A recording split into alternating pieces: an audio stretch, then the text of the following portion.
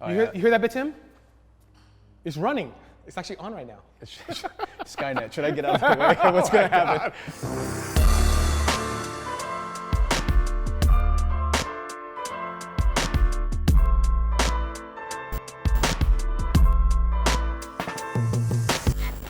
You ever have a car that you completely forgot about? Maybe leave it in the backside of the lot because you got a new car? You might have to wash it. My hand's not gonna work. We're gonna have to use a foam cannon. The Voodoo Ride foam cannon produces a thick foam by combining car soap with pressurized water. Minimize micro scratches by thoroughly lubricating the surface with a thick blanket of foam. Works with gas or electric pressure washers. Adjustable spray pattern. Adjustable soap dispensing flow. How gross that is. Voodoo Ride foam cannon. Buy it at the Amazon brand store. Welcome back to another episode of Build Biology, my favorite show. One of my new favorite buddies here, but Tim's been stepping in, helping out. How are you doing? I'm doing great. This is a lot of fun. So first you got me a 2020 FD Supra. That was insane. You got me a 600 horsepower sheetrock hauling race car that Also hauls ass. Also hauls ass, and the thing goes around corners. That is really cool. What do you got for me now? Got a little bit of a crest from Stuttgart on the bonnet, the frunk, so to speak. Oh, I spend day in, day out working on 911s, dreaming, eating, sleeping it. What makes this Build Biology worthy? This is where I get my internet troll on. What happens next will shock you.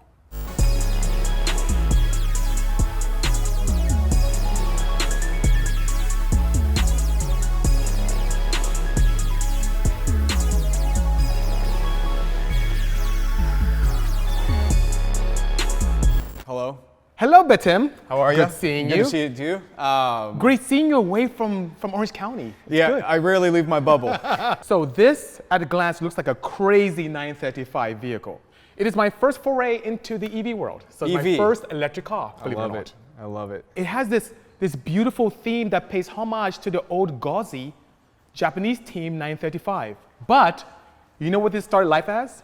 What did it start life as? A 1984 Carrera that I rescued, by the way, from Palm Springs. A good friend of mine, Ron Palmer, had it in his dad's house near the desert, and it was sitting there and destined to a life of never, ever seeing the road or track again. Oh no. My wife was able to source this beautiful Kremer body kit from Original Molds, and the team at DreamWorks grafted it impeccably to that original Carrera chassis. 935. Yes. Looks like an old Le Mans winner. You know? Yes. What did you do power plant wise? Well, you know how people have all these Tesla swaps and so on and so forth? Yeah, very interested in that. The initial base unit started as a standard sport unit from a Model S rear. However, with some Bisimoto magic, starting out at 400 kilowatts, it's now at 475 kilowatts, which, for those of you who are not into kilowatts, 636 horsepower with immediate torque at 1 RPM. It's the most terrifying thing, Betim, I've ever driven. Give me a quick idea of what the car weighs. 2,681 pounds, as is, without driver. So if anybody's ever been in a Tesla, you know, or seen them just take off because they try smoking everybody off the line, that's like about a 4,400 pound car, if not more, right? Yes, and this is much lighter. This is almost half the weight. Yes, it is. And two-wheel drive. Yeah, two-wheel drive for now. Packaged in a 911. Yes. I think this thing's got to be ridiculous. It is, and when you sit inside, Betim, would I encourage you, when these come by the office, you sit inside, it looks like an 0911. Yeah. It smells like an 0911, but man, it does not feel like an 0911. No. It's really a blast. That looks familiar, right? Yes, it Something you see does. in an old school, maybe 917 or something of that nature. Yeah. J1772 port. There it is. There it So is. that is where I plug in the charger, or most people refer to it as a charger, but really is a safety device, to supply AC current. So real quick, yes. you said a charger. Yes. So the chargers that we see, the Tesla charger on the wall, that's actually a safety device. The chargers chargers actually are on board the cars. on all of them. And we'll get into that. I'll show that to you. It's pretty Very cool cool. looking. Very cool. So Busy, this looks incredible. The 935. So I'm drawn to it because I so happen to obsess over 935s, and you know a little bit of history behind that is Porsche wanted to take that 911 and go compete at a level and start to introduce the turbo motors, which obviously was one of the first turbocharged cars in racing as well, and then the first turbocharged car on the street that evolved into the 930. The traditional headlights that you would have here, Right. Porsche ended up taking them and moving them down here, for a more aerodynamic. They wanted to get the nose down. Of course. Can you imagine back in the late 70s, early 80s? Can you imagine your let's say the team owner at Yost or whoever was running it at Kremer? They're like, oh, by the way, we're clocking you at 219 down the Mulsanne straight at Le Mans, and this is 40-year-old technology. Understood. Yeah.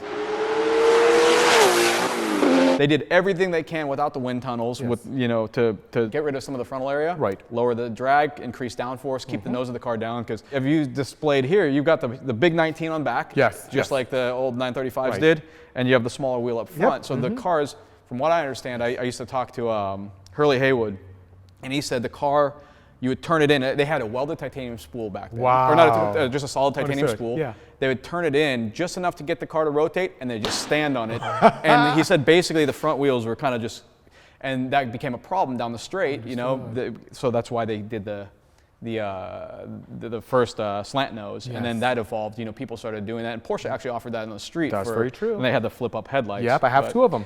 That's awesome.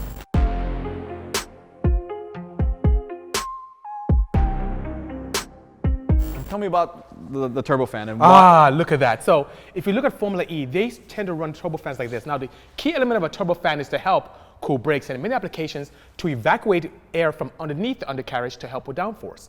In this case, we took a nod from Formula E. Andy Blackmore helped with the design of this. Why don't you go ahead and twist that open? It's doing a good job, isn't it? By the way, this wasn't rehearsed. And look right there. Oh yeah. So even behind the turbofans is a beautiful wheel. Some serious stop with some decent stop tech brakes as well, which are absolutely fantastic. Wow, that's very cool. I like the scalloping. Yeah. I have always been a huge fan of the turbofans because they also arguably got introduced with the 935. Very true. Because there's some debate there, but carry on, please. Yeah, the Penske 91730, I believe. I saw them on there. I think it was far back as 72 or early 70s. Something like that. Yeah, I believe you're right. But they had a hard time keeping brakes cool. And BBS came out with this and said, by the way, this is going to help evacuate, draw air through the hub, cool the bearings at the same time, and evacuate that hot air out. And then obviously, if you're doing that, you're lowering the pressure. Yes, you are. The pressure in the wheel well, creating downforce, and or helping aid with getting rid of lift. And so there's a lot behind that, and they look awesome. I love them. I love them on almost every car. You hear that bit, Tim? It's running. It's actually on right now. It's Skynet. Should I get out of the way? What's going to happen? And what you hear there is my water pump. Water pump. Well, why do you have a water pump in an electric car? Well, we still have to cool down the stator, and the inverter, and the motor. And this is a heat exchanger then? And it's a GT3 one from CSF. I was going to say, that's premiered. I was going to say, I recognize that. Once again, small modern elements into it. That's very cool. Thank you, sir.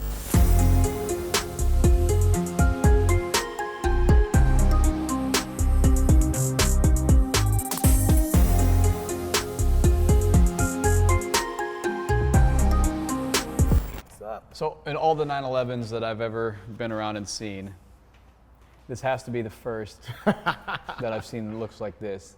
What is the range? Oh, great question. So if I can keep my foot out of it with max regen, I get 180 miles. Oh, wow. If I have fun, I've gone as low as 140, 130.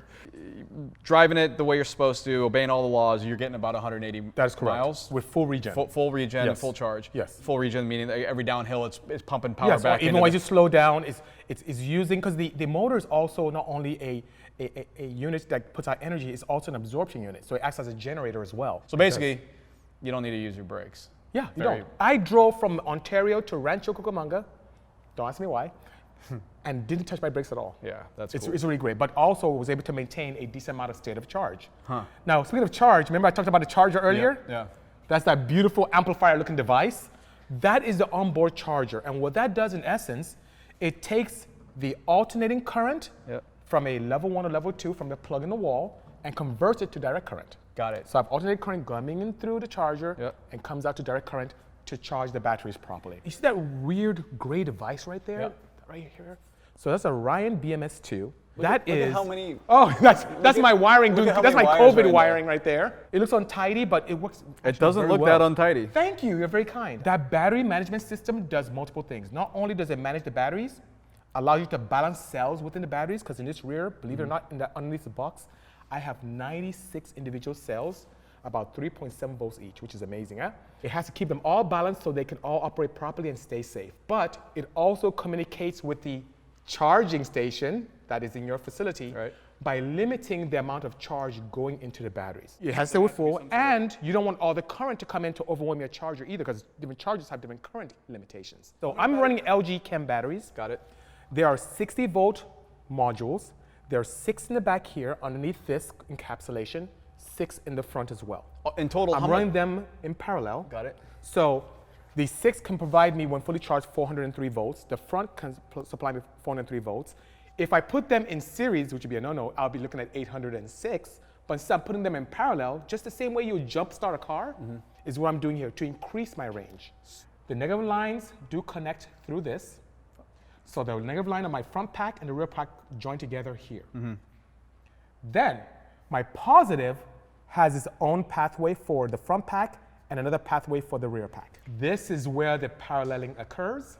So the front and back meet right here. Yes. When you turn the key on, the power distribution module looks at all the parameters that I input in to make sure things are safe. Then it connects the negative contactor first. Got it. So it closes it. Click. So essentially, it does a system check, make sure things are safe. Yes. And then it allows you To close this one first. Now you've completed the circuit. Yes. For negative only. So nothing's active yet. Got it. Then that small device right there is known as a pre-charge unit. And that's important because if I just turn on these, it slams too much current to the motor. You don't want to do that. You don't want just 403 volts immediately. You want to wean it in. So this pre-charge unit is then activated with this small relay. And you see that single wire there going to this part? Yep. It gradually weans in from low voltage up to 400. I see. Brings it up, and then when my PDM senses, it happens about 1.4 seconds. When it senses that the voltage is now close, it closes this contactor, which is for my master unit in the front. And then it communicates via CAN to my rear bank with the batteries and says, okay, you're happy. Then it contacts the slave back battery pack. And then now I'm good. All that happens within 2 seconds. You just divulged all your secrets. No, not at all. The thing is, here's the great thing about technology. It continues to evolve. This is a prototype for us, does extremely well, very validated. In a year, I'll have something even better. I love it. Yeah, thank you. Always moving, always forward motion. Absolutely, absolutely. And of course, everything is fused to keep things in place. If there's a circuit where I have some contact where it's grounded, it will pop the fuse, so on and so forth. My PDM continues to monitor things in conjunction with my bespoke controller, and things are always happy. I even have my AEM dash that shows me information that's pertinent on the background, and in the foreground, I have a ton of fail-safes.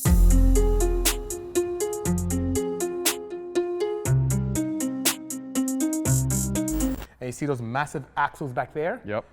My friends from Drive Shop, the one thing about EV setups is the torque is absolutely ridiculous. With full output, you can optimize this to 701 pound-foot of torque at 1 RPM. And that is very bad for drivetrain parts, so. Or tires. Or tires.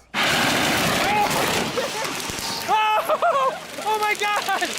Inside this to help with adhesion, because it came initially as like a peg leg setup where only one drive wheel was activating, I have a Quaife ATB, which was designed specifically for electric vehicle duty. So it's extremely strong. It is a direct drive. It's a single speed. Right. Inside is a torque multiplication value of 9.73. Got it. So you do have torque multiplication. It steps at 9.73. What RPM does that at full song, would that the electric motor spin? 18.2. So 18.2, step down 9.3. Yes. You can have a potential of 9,000 RPMs of axle. Ooh, that's good. Very good. Right? Roughly? And because of that limitation, which I wouldn't call it a limitation, but it's a slight limitation, with my current tire size being 27 inches, my top speed as we sit now is 165. So if I want to change that, I'd have to either change my tire size or the gear ratio in the transaxle itself. To go faster, or what do you want to do? It depends if I want to do a half mile or go to Texas and hurt some feelings, you know?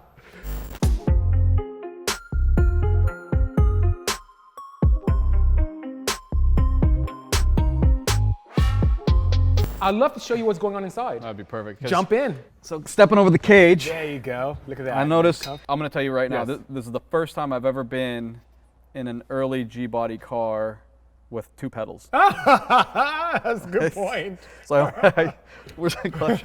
All right, so there's that. Well, you can scoot forward and make it a little comfortable for you. There you go. Okay, number 2 position on the key. Okay. Guess what, Bitim? It's on. It's running. That's it. So right there you see the very simplified dash that anyone can look at. 22,000 RPM tach here. Yes, you do. And you see the red line is at 18.2, which is nice. To drive is very simple. You have your foot on the brake, push forward. On here? Yes, just push forward on the lever. It says D.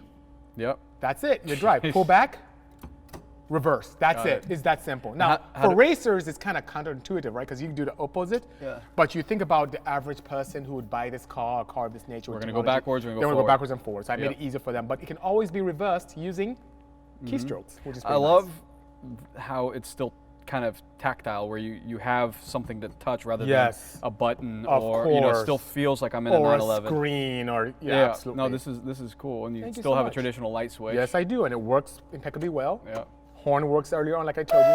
There you go, old 70s horn. You hear that? I love it. That's an old 70s horn. So, how do I get into neutral? Because I'm scared that I have 600. Actually, so even right now, when you let off the brake, there's no energy going into the drivetrain at all, so you're fine. See that little dot thing right there? That looks familiar, right? Yep. So for GPS, so the AEM dash allows us to do wonderful things. It allows me to monitor global positioning. Yeah. And do you know why I use that? Why would you use that? Because I want to see my 0 to 60s. Got it. Guess what they are? Take a wild guess. Tell me what they are. 206. Oh, two-wheel drive car. Wait, when you say 2.06? 2.06, and that's without launch control. That's me throttling into it.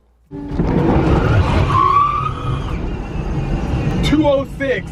Wow. Holy shit. Oh my God. That was crazy. That's ridiculous fast. Yes. And that's with no launch control. Two-wheel drive car, early 911, going 0 to 60 in 2.06 seconds. Yes. So imagine a world where it's all-wheel drive, or my tires are really nice and sticky with some drag radios, or even better yet, if my batteries are warmer, because the warmer the batteries, the more power we make. Tell me more about the suspension. Let's go check that out, because I want to know.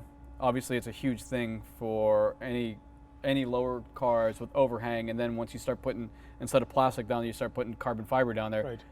That gets expensive, and then that sound that it makes. So it gets more interesting, because when you start hanging 240 pounds of battery in the front, your factory KW ratings kind of go out the window. Right. So let's take a look. I'll show you what I did. All right, perfect. Turn off. Yeah.